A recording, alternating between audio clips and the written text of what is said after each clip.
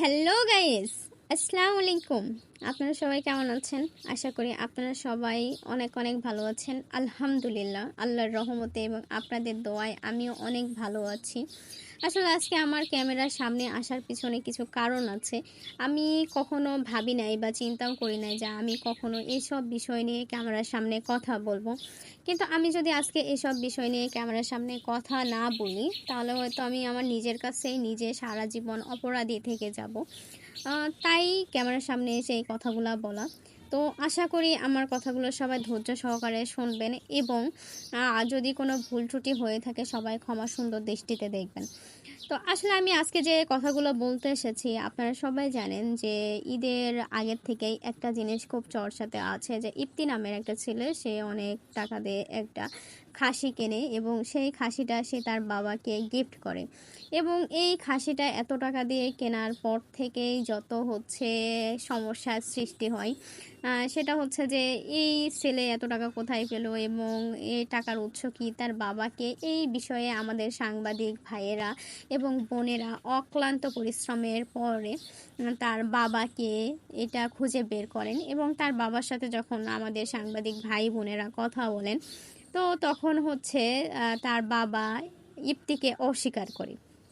এবং তারপরে আমাদের সাংবাদিক ভাই বোনেরা আরও জিনিস বের করতে সক্ষম হয়, সেটা হচ্ছে যে এই ইপ্তির বাবা কি করেন এবং তার ইনকাম সোর্স কি, তার কত টাকার সয় সম্পত্তি আছে এবং সব কিছুই।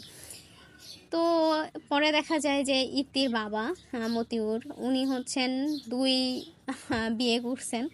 তো এই ইপ্তি হচ্ছেন ওনার সেকেন্ড সংসারের ছেলে। তো এই জিনিসগুলো কথা বলতে আমি একটু সময় নিচ্ছি। আশা করি আপনাদের সময় নষ্ট হবে না কথাগুলো শুনে। তো একটা জিনিস হচ্ছে কি, মানে আমাদের সমাজকে আমরা সবাই কি মেসেজ দিতে চাচ্ছি আমি জানি না। আগামী প্রজন্ম আমাদের কাছ থেকে কি শিক্ষা গ্রহণ করবে আমি জানি না। মানে আমার এই জিনিসগুলো দেখলে এত খারাপ লাগে, আমি আসলে ভাষায় প্রকাশ করতে পারবো না। আদেও কি আমরা আমাদের আগামী প্রজন্মকে একটা সুস্থ সুন্দর একটা পরিবেশ দিয়ে যেতে পারবো? আমার মনে হয় না। আমরা হয়তো আগামী প্রজন্মকে দুইটা জিনিস দিয়ে যেতে পারবো, সেটা হচ্ছে টাকা পয়সার প্রাচুর্যতা এবং ঐশ্বর্য।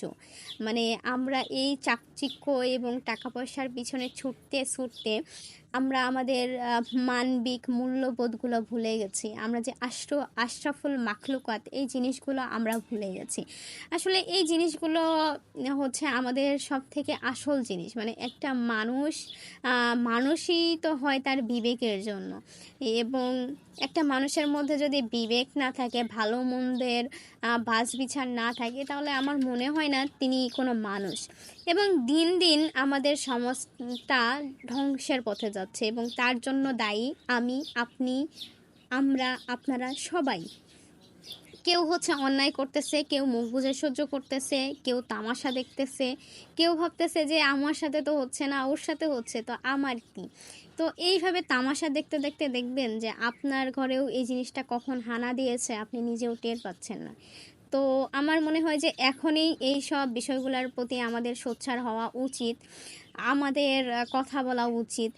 মানে সমাজটা দিন দিন এমন জায়গায় চলে যাচ্ছে যে বাবা তার সন্তানকে পরিচয় দিচ্ছে না, সন্তান তার বাবাকে পরিচয় দিচ্ছে না, বাবা তার সন্তানের মানে গলায় ছুরি ধরতেও সামান্যতম কষ্ট পাচ্ছে না এবং দ্বিধাদ্বন্দ্বে ভুগতেছে না।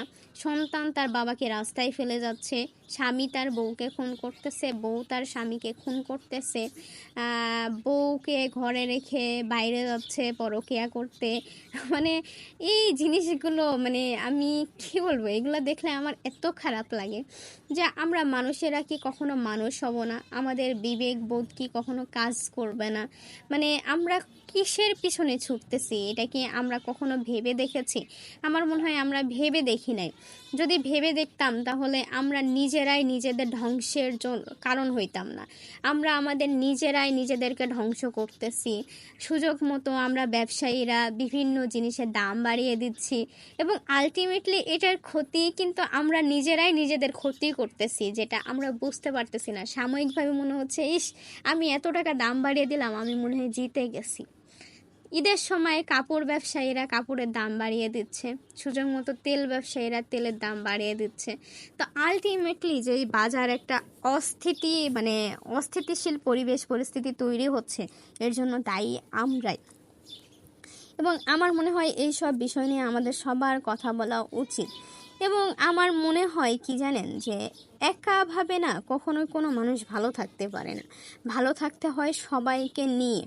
এবং আমার মনে হয় কি, মূর্খ যারা আছে তাদের কথা তো বাদ দিলাম, আমরা যারা সমাজকে পরিবর্তন করতে পারি, আমাদের দেশকে উচ্চতায় নিয়ে যেতে পারি, আমাদের দেশের জিডিপি বাড়াইতে পারি, আমাদের দেশের মান অক্ষুণ্ণ রাখতে পারি, তো সেই কাজগুলো আমরা না করে উল্টা আমাদের দেশকেই আমরা বহির্বিশ্বে এমনভাবে রিপ্রেজেন্ট করতেছি যে ম্যাক্সিমাম দেশ থেকে আমাদের প্রবাসী ভাইরা চলে আসতেছেন।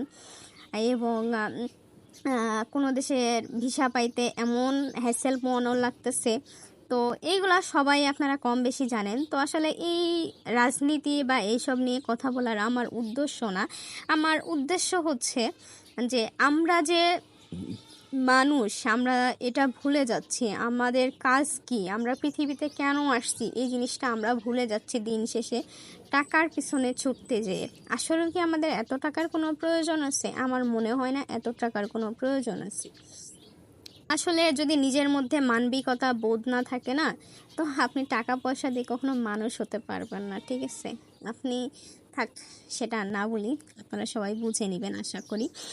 তো একটা জিনিস, আসলে আমি একটা কথা বলতে আসলাম যে আমাদের অশিক্ষিত, অর্ধশিক্ষিত, শিক্ষিত যারা বিদেশে আছেন তারা রেমিটেন্স পাঠাচ্ছেন, আর আমাদের শিক্ষিত সমাজ সেই রেমিটেন্সগুলো আবার ওই দেশেই পাচার করে দিচ্ছেন। তো আলটিমেটলি কি হলো, একজন দেশের উন্নয়নে কাজ করতেছে, আর একজন দেশকে কেমনে লুট করা যায় সেই কাজে ব্যস্ত। তো এইভাবে তো আসলে কখনো একটা দেশ পরিচালনা করা যায় না, বা সেই দেশের উন্নয়ন পসিবল না। তো আমার একটা কথা, আমি একটা মুভি দেখছিলাম, মুভিটার নাম ছিল ওয়ান। তো আসলে একা কখনো মানুষ বসবাস করতে পারে না। জন্মের থেকেই এবং প্রাচীন যুগ থেকেই গুহাবাসীরাও কিন্তু দলগতভাবেই বসবাস করে আসছে।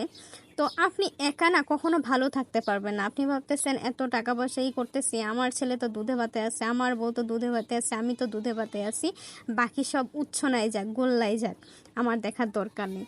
আসলে না, এইভাবে কখনো ভালো থাকা যায় না। দেশের উন্নয়ন হলে আপনি ভালো থাকবেন।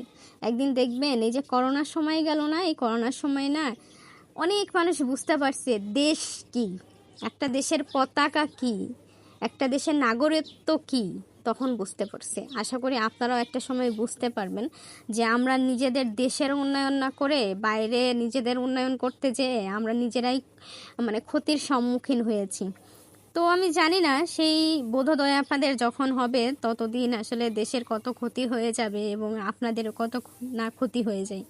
তো এতক্ষণ ধৈর্য ধরে যারা আমার ভিডিওটা দেখতেছেন তাদেরকে অসংখ্য ধন্যবাদ। আশা করি আপনারা আমার পেজে ফলো দিবেন, আমার ইউটিউব চ্যানেলটা সাবস্ক্রাইব করবেন, লাইক কমেন্ট শেয়ার করে আমার পেজের সাথেই থাকবেন। আসসালামু আলাইকুম।